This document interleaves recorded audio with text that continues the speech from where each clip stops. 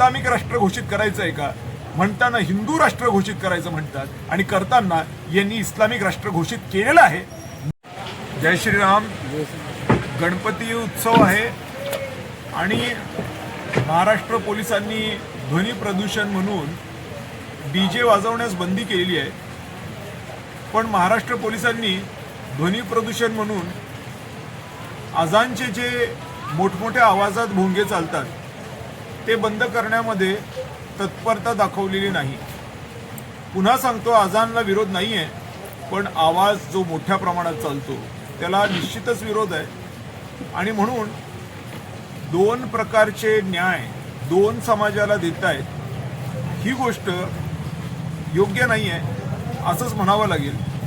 कारण ध्वनी प्रदूषण म्हणून एकीकडे डीजे बंदी आहे, पण तोच ध्वनी प्रदूषण दुसरीकडे मुस्लिम समाजाच्या अजानाच्या वाढत्या भोंग्याच्या आवाजाला लागू नाही आहे।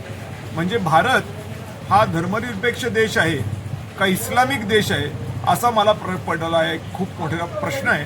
विशेषतः ज्या वेळेला या राज्यामध्ये आणि देशामध्ये हिंदुत्ववादी सरकार आहे। कन्नड सोयगाव विधानसभा मतदारसंघाचे आमदार हिंदुत्ववादावर निवडून आलेले आहेत।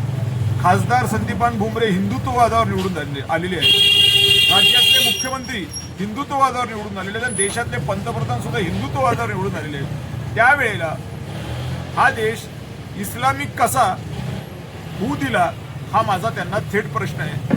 गणपतीत डीजे वाजवायचे नाही, जर ह्याला ध्वनी प्रदूषण जबाबदार आहे तर मग वर्षभर 5 वेळेला मोठ्या आवाजामध्ये मुस्लिम धर्माचे लोक भोंगे अजान वाजवत आहेत, इथं ध्वनी प्रदूषण का नाहीये? म्हणून पुन्हा प्रश्न आहे, हा भारत देश हे एवढे सगळे हिंदुत्ववादी असताना इस्लामिक राष्ट्र घोषित करायचं आहे का, म्हणताना हिंदू राष्ट्र घोषित करायचं म्हणतात आणि करताना यांनी इस्लामिक राष्ट्र घोषित केलेलं आहे।